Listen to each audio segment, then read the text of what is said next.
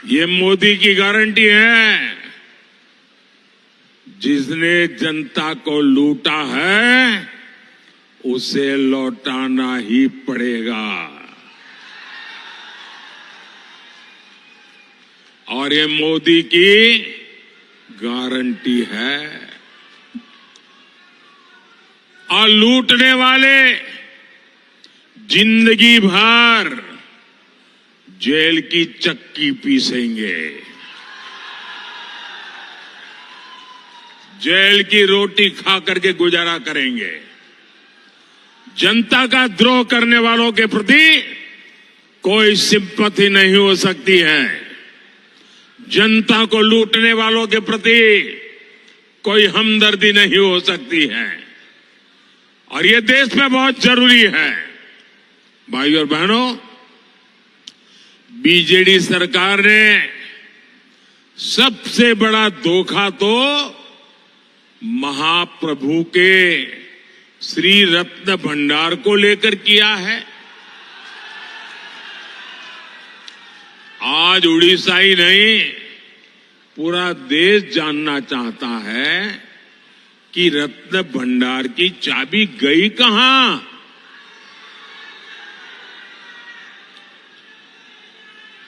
जो जांच हुई थी उसकी रिपोर्ट में किसका नाम है? मैं मेरे उड़ीसा वासियों को विश्वास दिलाता हूं कि बीजेडी सरकार जो छुपा रही है उसका खुलासा ओडिशा में भाजपा सरकार बनने के बाद हम करेंगे।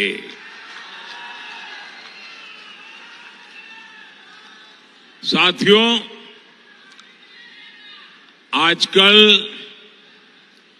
नवीन बाबू के सभी शुभचिंतक बहुत चिंता में है। वो ये देखकर बहुत परेशान है कि पिछले एक साल में अचानक नवीन बाबू की तबीयत इतनी कैसे बिगड़ गई।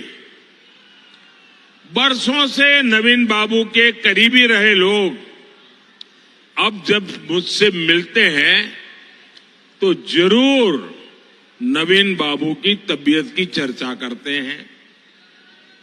वो बताते हैं कि नवीन बाबू अब खुद से कुछ कर नहीं पा रहे हैं।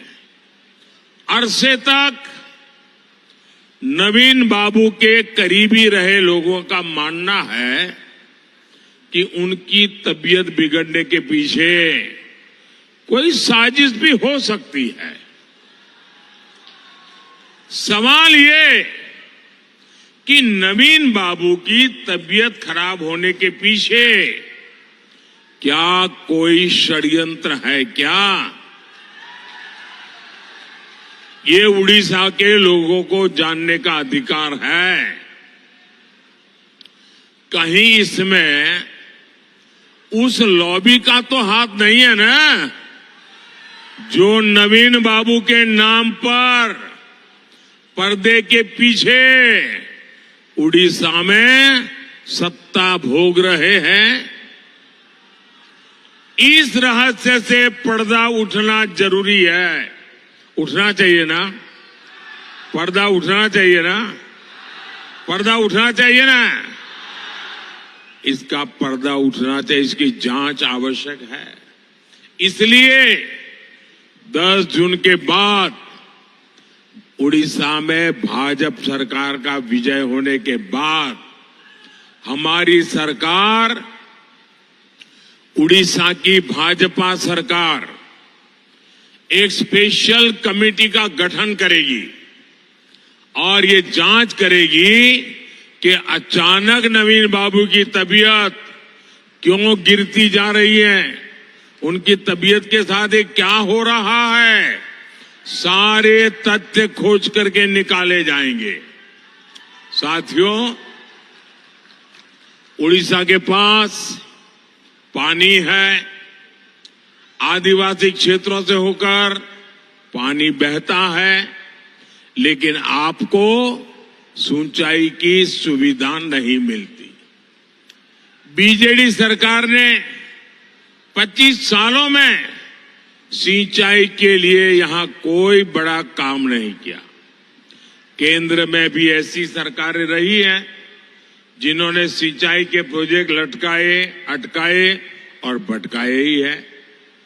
ये सुवर्ण रेखा प्रोजेक्ट 1970 से लटका हुआ था, 1970 से।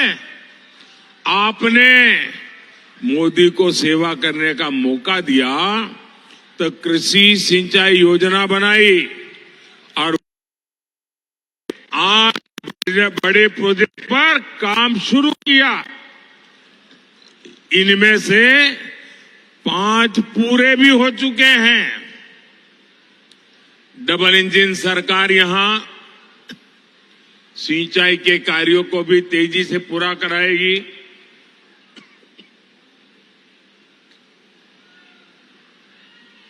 साथियों, ये मोदी सरकार ही है जिसने बादाम पहाड़ क्षेत्र में 100 साल बाद एक्सप्रेस ट्रेनों का संचालन शुरू किया। लेकिन यहां बीजेडी सरकार रेल प्रोजेक्ट को आगे नहीं बढ़ने दे रही है।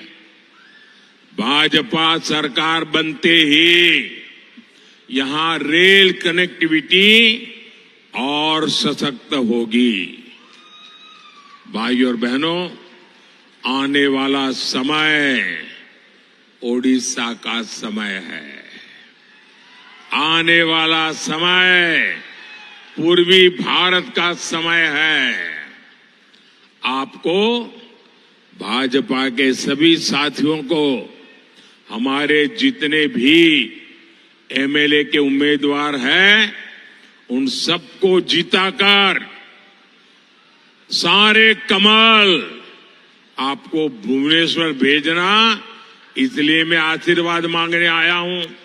मैं सभी हमारे एमएलए के उम्मीदवारों को रिक्वेस्ट करूंगा आगे आ जाए।